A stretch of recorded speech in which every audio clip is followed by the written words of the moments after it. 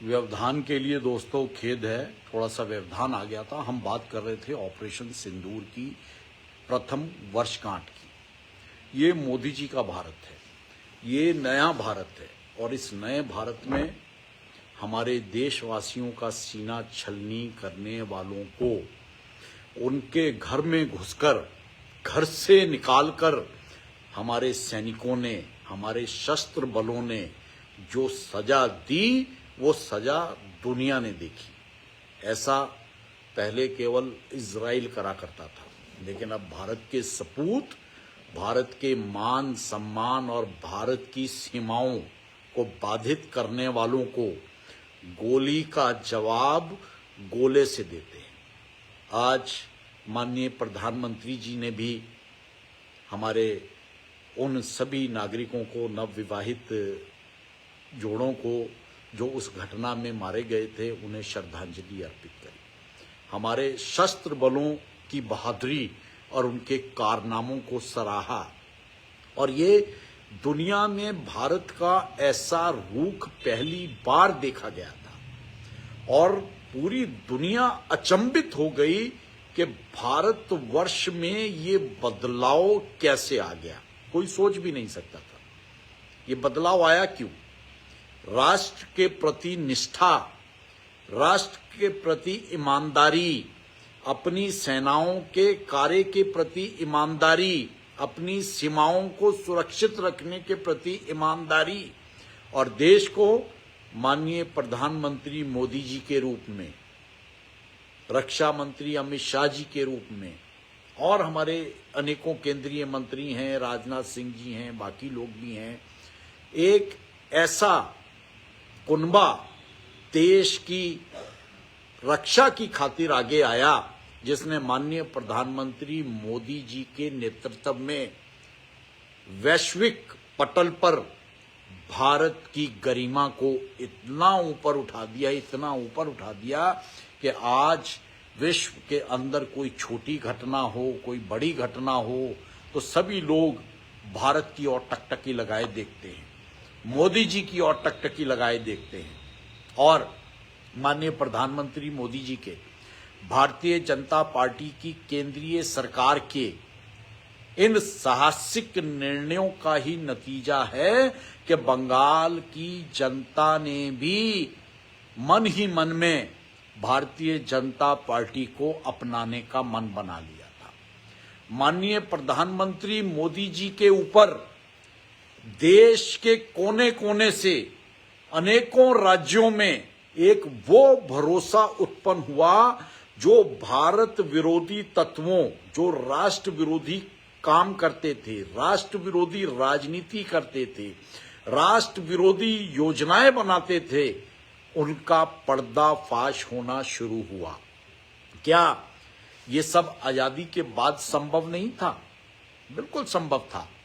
अगर सुभाष चंद्र बोस जी इस देश के पहले प्रधानमंत्री बन जाते, भगत सिंह, राजगुरु, सुखदेव, चंद्रशेखर आजाद या अनेकों ऐसे क्रांतिकारी अगर वो अंग्रेजों की गोलियों से छलनी ना हुए होते, फांसी के फंदों पर ना झूले होते, तो निश्चित तौर पर भारत की आजादी के बाद भारत माता के ये लाल, भारत माता के ये सपूत इस देश की कुछ और ही तस्वीर बना देते।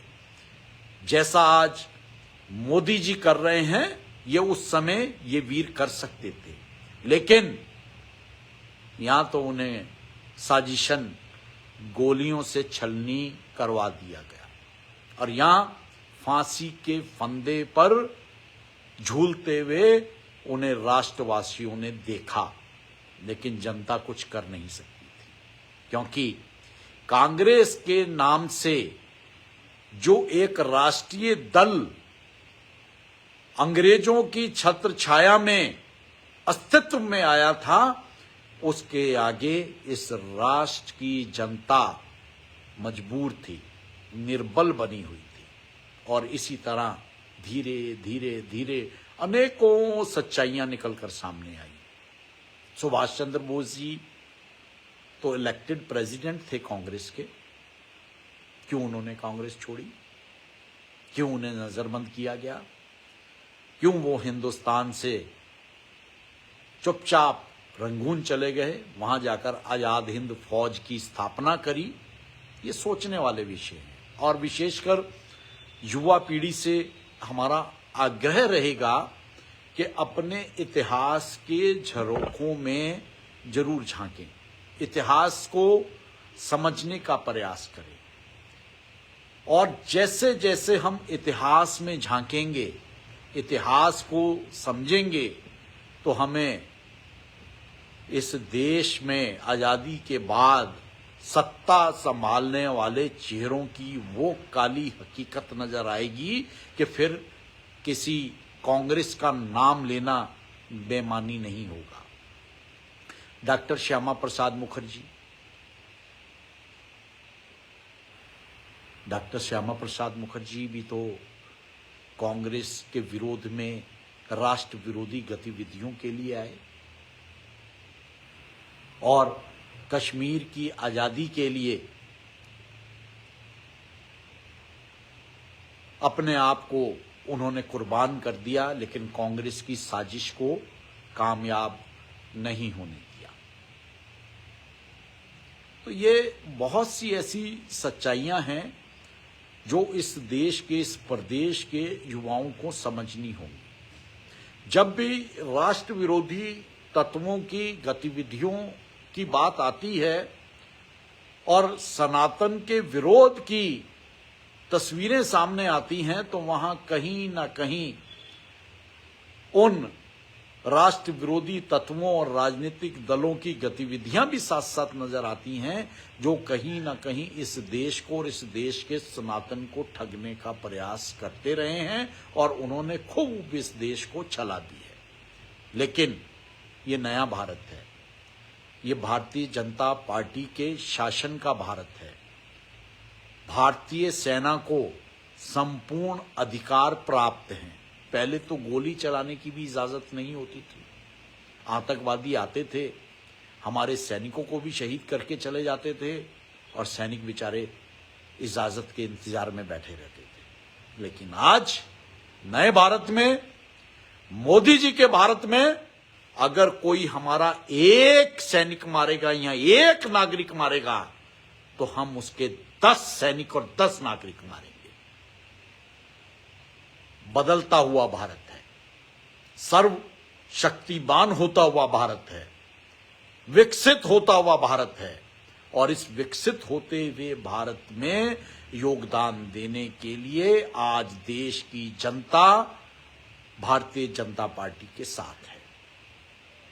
भारतीय जनता पार्टी केवल और केवल एक राजनीतिक दल नहीं है, या राजनीति करने का ही मंच नहीं है। भारतीय जनता पार्टी राष्ट्र के प्रति समर्पित होकर अपने राष्ट्र के लिए जीने मरने के संकल्प के साथ राजनीति करने का एक मंच है। और जो विचारधारा देशवासियों को देश से जोड़े, देश प्रेम से जोड़े, देश के प्रति, राष्ट्र के प्रति, देशवासियों के प्रति, प्रदेशवासियों के प्रति, विकास के प्रति, देश की सीमाओं की रक्षा के प्रति, आपसी प्रेम के प्रति जागृत करने का काम करती रहे, वो विचारधारा भारतधारा में राष्ट्रद्रोहियों का कोई स्थान नहीं है। हां, अगर कोई सुबह का भूला शाम को घर वापसी करता है और अपने राष्ट्र के प्रति अपने कर्तव्यों को समझता है और अपनी की हुई भूलों की क्षमा याचना करता है, तो निश्चित तौर पर भारतवर्ष की जनता का दिल इतना विशाल है कि उसे एक मौका दिया जा सकता है। और उसी कड़ी में बहुत से ऐसे लोग हैं, हम सबका नाम लेंगे तो बहुत समय निकल जाएगा, जिन्होंने राष्ट्र हित में अपने आप को दोबारा समर्पित करा, अपनी की हुई भूलों का एहसास हुआ और आज वो सभी लोग भारतीय जनता पार्टी के मंच से एक राष्ट्रीयता की विचारधारा से जुड़कर आज राष्ट्र की सेवा के लिए अपने आप को समर्पित कर रहे हैं। ऑपरेशन सिंदूर की इस वर्षगांठ के साथ ही हम उन घटनाओं को अपने इस जहन में जिंदा रखें। जब हम उन घटनाओं की ओर अपना ध्यान लेके जाएंगे, अपने सैनिकों की वीरता और शौर्य और उनके कारनामों को सराहेंगे, उनसे अपने आप को जोड़ने का काम करेंगे, जुड़ाव महसूस करेंगे, तो यकीन मानिए